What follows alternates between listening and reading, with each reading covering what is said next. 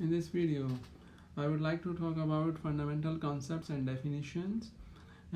First, I would like to mention the differences between fluid and solid, and subsequently I will mention the basic fluid properties, for example pressure, temperature, density, and also I would like to talk about an important equation that we utilize for solving the fluid dynamics and fluid static problem, which is called the equation of state. And in that equation there is a concept of a gas constant and a universal gas constant, so I would also like to talk about that. Subsequently, I would like to mention about the one of the important property of fluids, which is known as viscosity. Certainly we will talk about this in details, and in this regard there are a law exists there which is called Sutherland law. It has a proper definition, and I would like to also mention about that. And kinematic viscosity, this is another fundamental concept.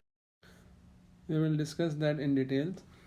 And after that, speed of sounds and the Mach number, which is a dimensionless number, and certainly I would like to talk about that in details.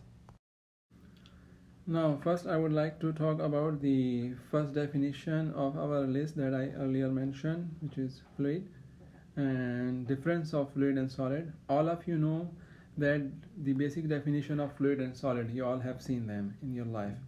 However, from fluid mechanics point of view, a matter can be classified into two states, which are solid and fluid.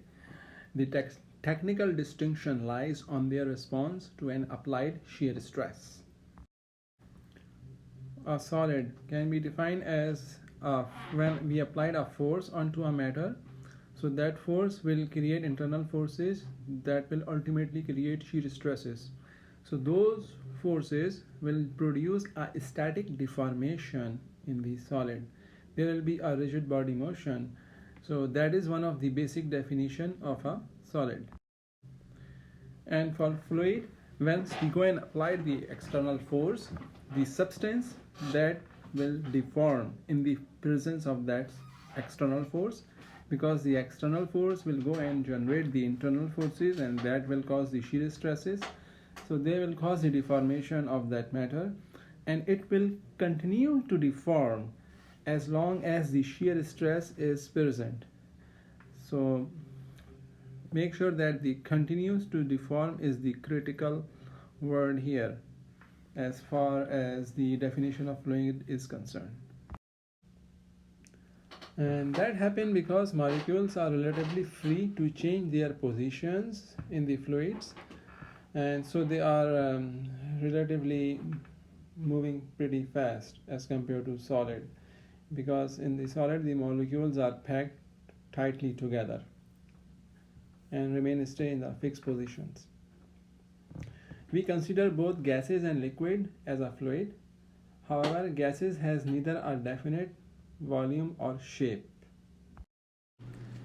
Our next topic is continuum model. As all of us know from our kinetic molecular theory that fluids are composed of molecules, the study of the motion of fluids would involve the study of discrete molecules.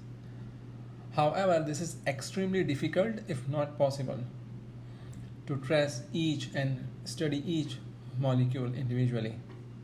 Therefore, to overcome this difficulty, scientists have introduced the continuum model, the concept of continuum model. This model assumes continuous distribution of matter for which we are interested in the average values of the fluid properties rather than individual molecules. There are two main factors in determining the validity of the continuum model. The first one is that mean free path is very small. That is the distance that molecules travel after collision. And the second one is the elapsed time between their collision must be sufficiently small such that the random statistical nature of the molecular activity is preserved. The next topic I would like to talk about is temperature. Temperature is a measurement of hotness or coolness of a body. It is one of the critical and important properties for our fluids. In fact, it is a measure of the kinetic energy of the fluid particle. For convenience, an absolute temperature scale system has been devised.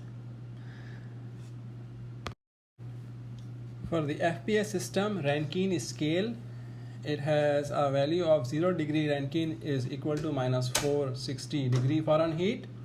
And for SI system is called the Kelvin scale, and it is equivalent to minus 273 degrees Celsius. This figure indicates the variation of temperature versus altitude.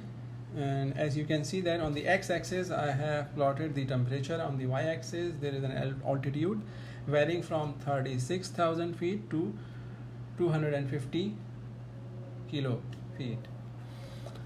So you see that from zero ground level up till 36,000 feet, the variation of temperature is following a linear straight line, and after that it becomes constant for up to 80,000 feet, and after that it start reducing to a value of around 50 degree Fahrenheit, and subsequently start increasing again following a linear behavior till 250 kilo feet, and after that remain constant and further reduction you can observe.